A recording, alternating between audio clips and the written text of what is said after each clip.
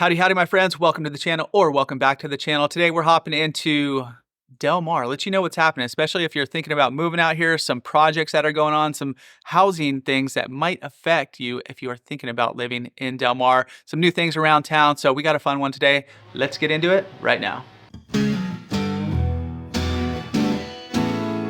Hello, I'm Cassidy Lewis. And I'm Chris Erickson. And as much as we love making these videos for you, we are also realtors here in North County, San Diego, and we would love to help you with your real estate needs. So definitely get in touch with us, call, text, email, set up a discovery call with us. And if this is your first time to the channel, definitely hit that subscribe button. We're dropping new videos on everything and anything you need to know about San Diego every single week. If you're thinking about moving kind of in and around Del Mar, there are some cool new happenings around town, some things that have been around a long time, but also some cool spots to definitely check out.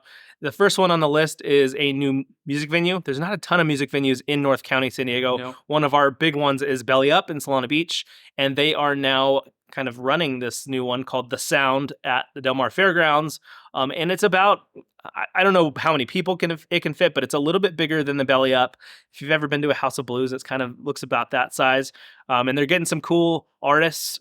Belly Up has done a great job over the years getting kind of a good group of artists in, so we have faith that it's going to be kind of that same style and even maybe a little bit bigger artists since it's got a little bit more room. You know, I was just scrolling through their kind of lineup that they have coming up. One, if you guys, I think it was 90s, Toad the Wet Sprocket. All I Want, look it up. It's going to give you a little bit of nostalgia, but they are coming there as well as a bunch of other bands. There's some overlap too. Some of the bands that have played Belly Up for a long time are playing The Sound now and vice versa. So it's going to be a good lineup and just an additional music venue right in Del Mar. One other new thing coming to Del Mar, it's the first time happening this year, 2023. It's in September. It's like a little less than a week. They're having certain events around town, and then the final event is actually at the Polo Grounds. Forget what it's called now. Used to be Del Mar Polo Grounds. Anyways, it is right in Del Mar as well, and it is the Food and Wine Fest. So they're having, throughout the week, they're having a few different events at Rare Society, at Pamplemousse, which you can get tickets to,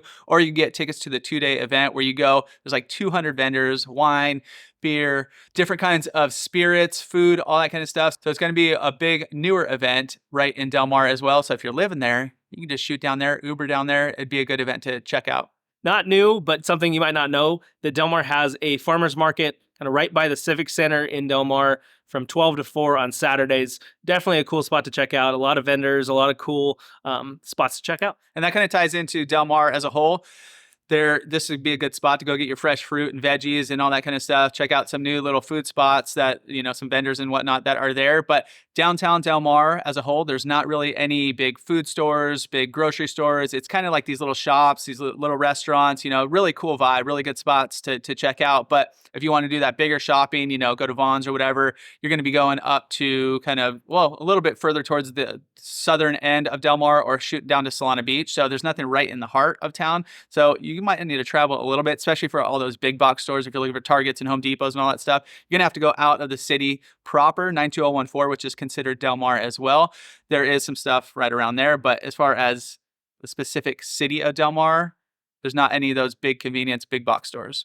And just to kind of piggyback on what Chris was talking about, there are a couple little spots to check out. Off of Vita La Valle, you've got Whole Foods, you've got a bunch of little shops and restaurants in there. The Flower Hill Mall, I think Flower Hill Mall, it's cool, actually. Kids and stuff too. They have like this big area, the huge chessboard. They have sometimes ping pong. They have they have cornhole sometimes. So it's like you can go. They do have the Whole Foods, but they also have a bunch of little spots where you can just kind of hang out. And then you've also got One Paseo, which is new right off Del Mar Heights Road, kind of higher end shopping mall. And then right next to that is Del Mar Highlands, which has a ton of stuff. You got movie theaters. You've got a really cool new kind of collective of restaurants. So within Del Mar Highlands, you have Skydeck, which is kind of a newer collaborative of some restaurants, some breweries, got, I think, kombucha in there even. So it's definitely a cool spot to check out. And then there's also a movie theater, big grocery store, and a lot of other restaurants and stuff in there. Now, hopping into some of the important stuff, especially if you're thinking about living in Del Mar, is the housing, what's going on with the housing plan, the density, all that kind of stuff. There's a lot of different little projects and things going on in Del Mar, even just the city of Del Mar. So one thing, back to the fairgrounds, Del Mar is trying to keep up with a few of the kind of California regulations and rules as far as, the housing element and affordable housing and all that kind of stuff. So one way that they are trying to, there's just like a certain amount of houses that they have to build that are affordable units, and they're way behind what they're supposed to be.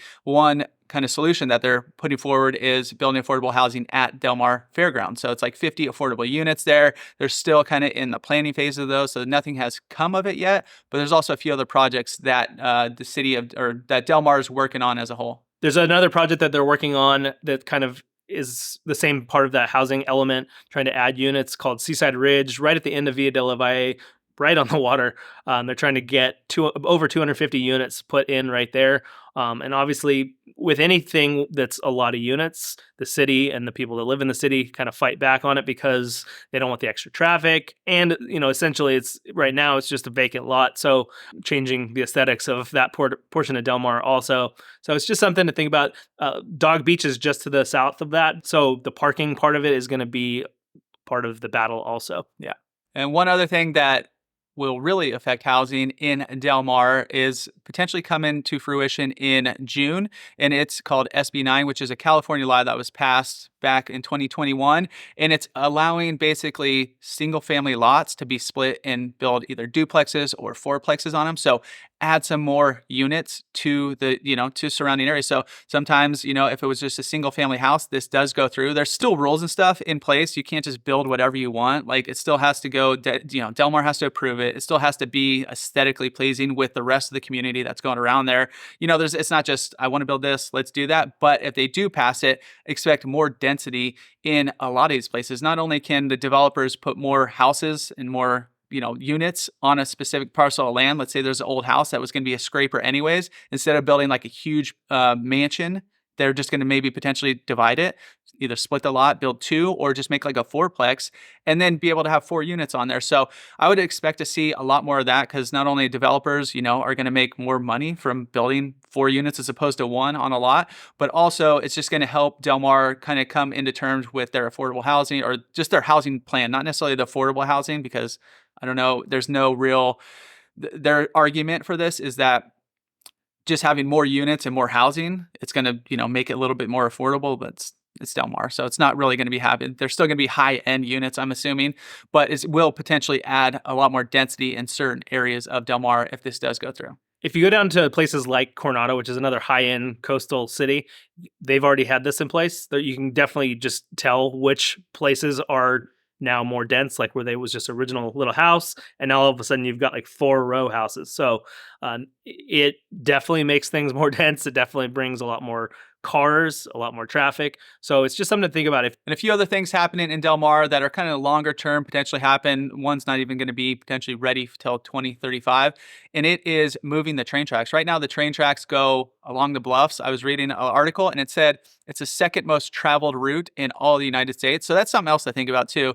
It's not just a sprinter going up and down. They have freight trains, but 50 different trains passing a day. So if you're living anywhere right on the tracks, you better get used to that. Like all the coastal cities, usually Encinitas, Cardiff, Carlsbad, the train tracks run right along the coast. So you are going to have the trains cruising through there. I didn't know it was that busy, but recently with all the rains, a portion of the bluffs has collapsed. And so they had to shut down the train tracks, and now they're figuring out other options to figure out, get it off the bluff. So obviously it's a well-traveled route. They want to make sure it's safe. So they've been proposed a few different kind of alternate routes, but some of these alternate routes are like tunneling under Del Mar, going through a canyon a little bit to the east of Del Mar. And so not only is it going to move the train tracks off of the bluff, long term, I think they are planning 2035 opening, like I said, but also it's going to just add construction. It's a huge project. It's like a few miles worth of retracking to get it kind of in line where they need it to be off the bluff. So that's just a long-term project. I don't know how it's going to affect congestion of traffic or roadblocks or all that kind of stuff. So just be aware if you're kind of cruising in around that area, that will be happening most likely in the near future. One thing that we've seen in a couple other coastal cities, like Encinitas has added a couple of railroad crossings for beach access.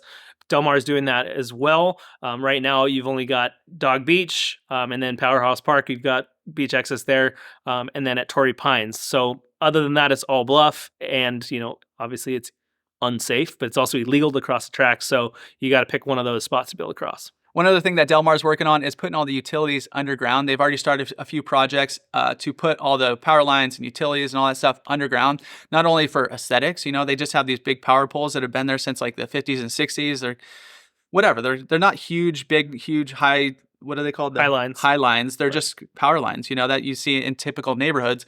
But it's aesthetically kind of ugly. I've seen some beautiful houses, and then like there's a lot of alleys and stuff in Del Mar. Right next to the alley, looking at the ocean, you just have a bunch of power lines. So it's obviously the values hold pretty steady in Del Mar, but I think it's just kind of ugly. So they're working on putting all those underground, and it's going to potentially contribute to less power outages and doesn't get affected by the wind and all that kind of stuff. So I think the biggest thing is aesthetics, just not a lot of power lines cruising around town. So that is one of their priorities as well. So if Del Mar seems like a cool place to live and you want to get a little bit more information or kind of just see what it's like, check out the link in the description of our vlog style for Del Mar, and you can kind of just see what it's like, see what kind of the vibe of Del Mar.